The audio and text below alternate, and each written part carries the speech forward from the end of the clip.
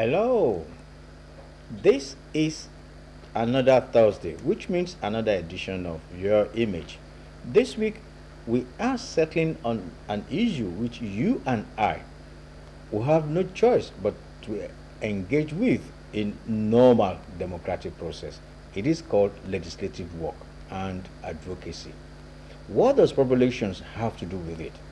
How much of the cross-cutting between legislative work and advocacy and population that we need to do?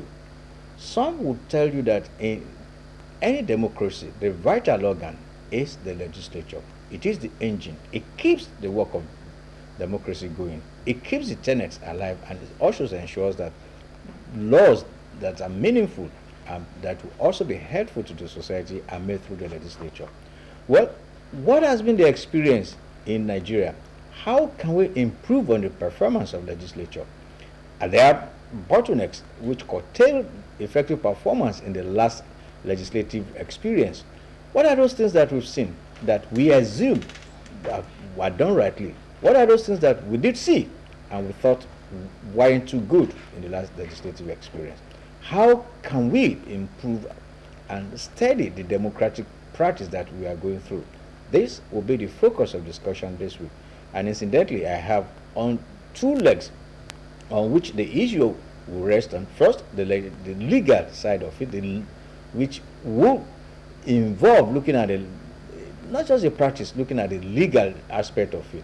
And that is the reason I have somebody who is also young, dynamic, experienced, perhaps also involved, not too young to rule, but of course, he's not here today ruling, he's here today talking about the legislative practice. Distinguished, I have with me Barrister Kayode Aderemi. He's a lawyer as well as Assistant General Secretary, MB Abeokuta. Kayode, it's a pleasure to have you on the program. Thank you very much. Of course, I didn't say that you not too young to rule, but of course, I'm sure you maybe in 2023. But first, let's just keep it at that. Of course, also from the population side, it's the new chairman of Ogun State Nigerian Institute of Populations and also a teacher of the discipline. His name is Mr. Lekon Togunwa. Lekon, it's a pleasure to welcome you. Thank you very much. Now, gentlemen, I think sufficiently, of course, neither of you is a legislator, but all of us are also beneficiaries or participants in legislative work and advocacy. But first, let me start with you, Kayode, because that happens to be your forte. At least in legal area, you talk about lawmaking, you talk about legislation. When we are looking at the legislature in relation to democracy, what are the vital roles, the vital objectives we see them playing? Okay, thank you, sir. There are about 2 or 3 basic things. As far as the law is concerned, that is the scope of their work or job description, so to speak. One is particularly to make law. Of course, if it's at the federal level, the law governing the country as a whole. Of course, at the state level, we are at various houses of assemblies. They will make laws that will govern the state. Then 2 is to draw government presence to their various constituencies. That's why they are handpicked from various constituencies The delimitation exercise, exactly, and then bring the country into constituencies. Exactly. For example, the legislative officer representing Odeda, for example, which is one of the local governments in Ogun State, is expected to lobby with the executive to ensure that projects are listed and executed around his own constituency. And then the third and last function, according to the law, is to do what we call oversight function on the legislative. The whole idea is for one to balance the other, by the doctrine of separation of powers and checks and balances. So the legislative does not have 100% hand unchecked. The judiciary itself or herself does not have unfettered powers. Same thing for the legislature. Right. So the third, as I've said, is oversight functions. And I've always said that, legislatures should be measured. The success of every legislature should be measured against the background of these 3 parameters. You know, some will say that legislature rather makes noise a lot. That is not what what should be a yardstick. Some will say this legislature has a lot of cars. That even should not be a dent. The question is how many laws, for example, has he sponsored, or how many motions, or how many of his laws, or sorry, of his proposals have scaled through. I think we should begin to call them to accountability. Well, I'm moving to accountability. Well, I think we'll still get to a broader discussion on whether how to hold them accountable. But the point which you sufficiently made is that they have three basic functions to do. Which the first one is lawmaking, the second one is attracting government presence or interest to their various constituencies, and the third one is oversight functions. But if you look at within the context or the concept of what we have said, that this is the responsibility of the legislature to do. If you look at that, can you look at it in terms of institutional image? When you look across board, across the world, are there a particular image which you can say should really be distinct, make the legislature to be distinct from the executive and the judiciary? Well, thank you very much, Mr. Madrito. Now, you see, from the analysis my brother just made, there are three fundamentals in terms of the basic responsibilities of the legislature. And if you look across those three fundamentals, communication is very important. Relationship building is very important. A legislature that is to propose a bill or get involved in the making of a law needs to connect with its environment, its consistency, to ensure that, okay, what do you want? What do you want me to say to this? So the issue of building a relationship with the constituency, where the legislator is coming from, is very important.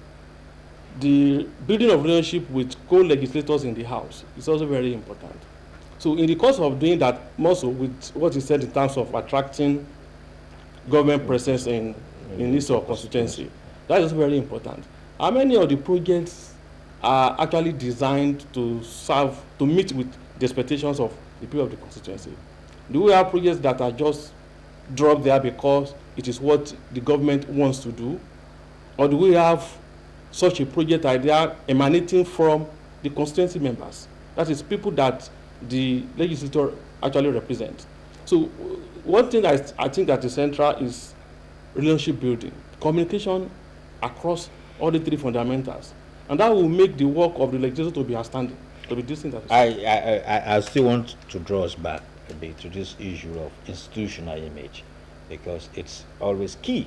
Okay. You within the legal framework of it, across board, if you look at all over the world, is there a peculiar institutional image expected of a legislature? Perhaps you should explain what exactly you mean by institutional image. Perhaps. Okay, so it makes it clearer. Exactly. Now, is that when you look at it, basically this is, when you look at the judiciary, the institutional image is supposed to be a very conservative people who interpret the law and then provide checks and balance between the two. Now you look at the executive, is the arm of government that really performs or delivers the public services and goods, and as well as approve. But when it comes to the institutional image, I see. Given what you have said, that there's a kind of misunderstanding at times when people assume that, oh, making too much noise is not part of what we want them to do, that they are misusing and resources that we are pumping into. So in a way, what do we really see as the institutional image or institutional integrity? All right. That's this. Against the background of the example you've tailored along that of the judiciary and executive, I would say that, as strange as it may be, by the way, I once contested for a legislative post in Ogun State. So before I contested for that post, I did a very, very prolonged research into how it all began. I think and I believe that legislators, lawmakers should be about the closest to the people. Yeah. Yes. As a matter of fact, that's one thing I respect Honorable Kunle Oluomo for. He has, even while he was the deputy speaker, whenever I spoke to him, then or maybe I was seeking his audience for something, he always told me, Aderemi, I've left my office. I've left Okemoson. I've gone back to Ifo.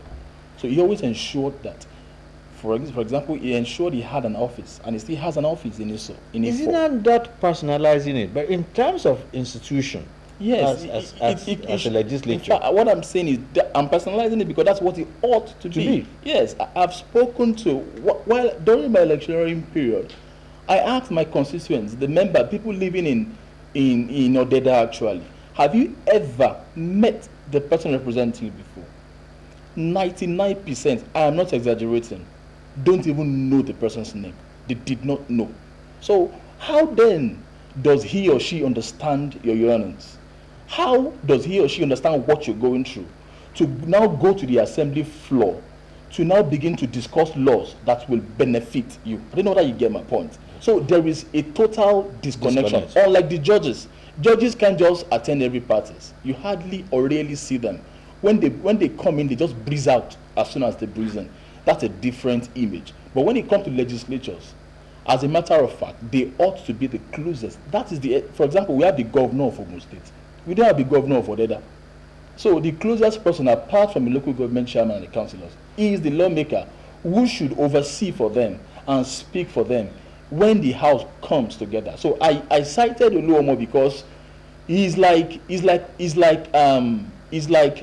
a yardstick. He's like a model in that light. Yes, he ought not to be what we are having. People just say, I went to a particular people when I was campaigning, and they said the only time they saw their legislature in the last 4 years was when she was campaigning. And after the person was sworn in, that was all. It ought not to be so. Again, can we look at... Maybe I want to make a short intervention. From what we have been saying so far, institutional image. Yeah. What do we have on ground institutional now? Character. Yes, what do we have on ground? Yeah. From observations from what we've been seeing so far, it appears we have a group of people, our legislators, that has an image that is not impressive in terms of good relationship with their constituents. As we said, we have a group of people that do not really appear independent as it should be, as an independent arm of government. In that respect, it appears we have legislators that are somewhat subservient, maybe to the executive. That cannot stand on its own and say, yes, this is what we believe about the next law or the set of laws that we have, and this is the way it should go. So with such an image, to me, such an image is not impressive. It doesn't tally with what it is in stable democracies, in our society that we have. So I think that will be a challenge to the current dispensation, the new set of legislature that we have. We should have a legislature that is independent, truly independent, in terms of making laws that will benefit the people. We should have a group of people that connect regularly, as I said, with where they actually came from. How can we really imagine that someone that has been elected and he left for his chamber, so to say, the Lord chamber, but in most instances, you don't even know that people don't even live in the constituencies which they are representing. I think the law says they should have an office, legislative office, where they go regularly to feel the pulse of the people. Can we really say that? Can I just draw you to one aspect? You have a collection of individuals who obviously have disconnection with the places they are supposed to represent. And this is a representative democracy. Exactly. You are supposed to bring in the feelings, the needs, the yearnings, the aspirations of a group of people and then bring it to the fore at the house. Very well. And then express what those things are. Very well.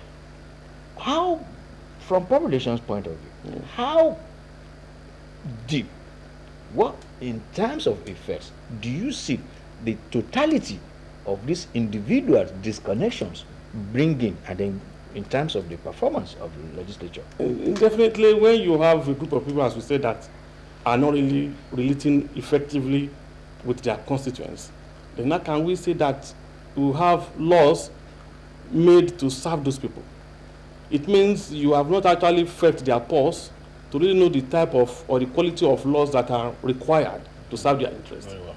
So definitely, in a way, we cannot have effective lawmaking in that respect, I agree. because effectiveness of those laws mean that those laws are serving the interests of the people. So it is a matter of top-down approach instead of allowing the components of the law to emanate from the people. Is that not a fault of the constitutional framework that we are employing in this country? No, not at all. Not at all. As a matter of fact, I said that I did a study of how it all began. In my opinion, the nomenclature that captures it that captures their essence, what their image ought to be the most, is that of the House of Representatives. They are actually in that house to represent people. That's the core essence. I was at the floor of the National Assembly some 2 months ago. Yeah, I think even last month, just before at the winding up, time of the 8th Assembly, and there was a stakeholders forum. There was a public hearing, and it was about a tenancy law. And of course, usually the MB, Nigeria Bar Association, is usually given an invitation to come and bear its mind on Public hearing. yes. So when I studied that law, when the MBA, I was part of the team led to defend MBA's views. When I studied this, for example, I live in Odeda. I knew that law would be very Herculean and draconian on the people.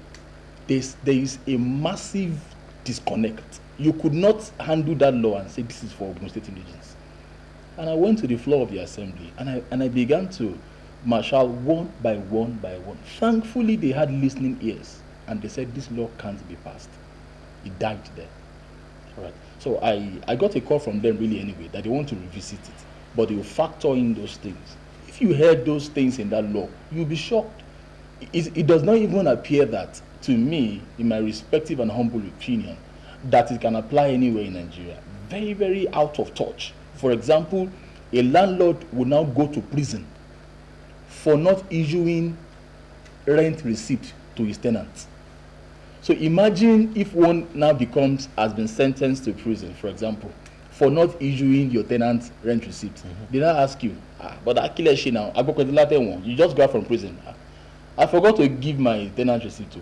And you can imagine the kind of alarm, exactly. So there is no match at all. That is one of the way you have shortfalls. So if there had been a very, very robust relationship, representation with the people, feeling their pulse, borrowing his words, that kind of thing would not have been there. There are several other examples that if you hear them, you think, wow, they are out of this world. Let's look at the preparation in which you tend to see people venturing into such legislative work. When you look at other places, you look at other climes, there's people that you tend to see not only having robust engagement with their communities, but they also tend to be people that who have acquired some kind of experience all along. Maybe in terms of whichever areas that they have done in professions, in academia, and so. But when you look, how much do you think that is effect when people don't really have that grounding, either educationally or in terms of exposure? How much of it does it really detract from their ability to really get engaged in robust legislative work? Well, I in my opinion, yes, maybe that person not actually studied what you can say is maybe quite relevant, maybe to lawmaking, but definitely there is that need for orientation. There's that need for orientation. There's that need for the basic or elementary understanding of what lawmaking is all about, or what legislative work is all about. Am I going to do? Then what are the things that I need to know in terms of my environment, my constituent, to represent my people effectively? I think those basic things must be there. And the society should have a way of actually establishing that, this person knows those things that are required to serve us well. Not that someone will just come and say, I want to be a legislator, and we don't really look at his pedigree. We don't really bother to look at, maybe this person can actually give quality representation. So maybe maybe we've missed it again with the last election. We've missed it because it is too late for us. We are not beginning to look at that. But it is not enough to say, yes, maybe I have a first degree, I have a master's. Yes, maybe those things will help. But we must be able to establish that this person has the right orientation, he has the right perspective to the challenges that we are facing here as a people and the type of laws that we need as a people.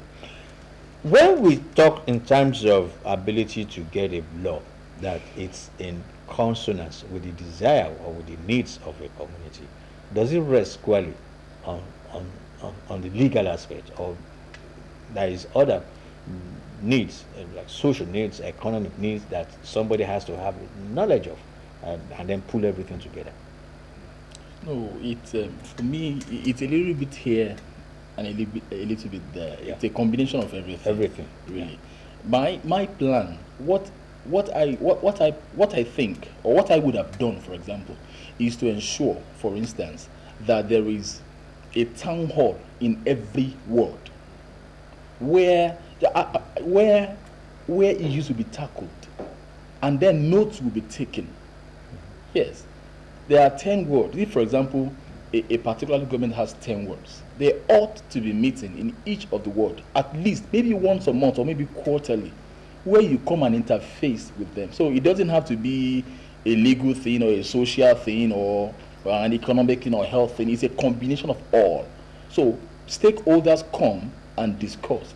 That at that point, for me, lawmaking should be very easy, because you actually echoing what people are feeling. Feel their pulse, echo it at the floor. It ought to be simple. All right. So and that ought to be a continuous thing. All right. So where people get to hear them. As a lawyer, I can tell you that maybe time wouldn't permit us. The major problem of our legislative system in Nigeria, judiciary system in Nigeria, is slow pace, delays. And there is this saying in Egba land, where we say, even Yoruba land now, where we say Ejo Kusake, it is much faster with the Obas and Bales. Why is it faster? Why the delay in the other system? We can have a hybrid, for example. There can be a hybrid. Well, it's close to the multi-door thing we have now, but even that is not serving that thing. What makes a case own Kabiyesi faster and the Bales? I've seen terrible communal, what would have degenerated into communal clashes settled in a single day. I was there. What is making that to be faster, from your own point of view? Yes, see, well, Yorubas will say that Olajude Lawagbagbe Ashawa. We had, before the adjudicatory system, what we are doing now as lawyers and judges came, we had a settlement system. If I and my brother Egbomi had a fight, my mother would call me and flog me. Kayode won't beg Bonyoja. And you call my other brother too and flog him and say that, if your brother offends you, report to me.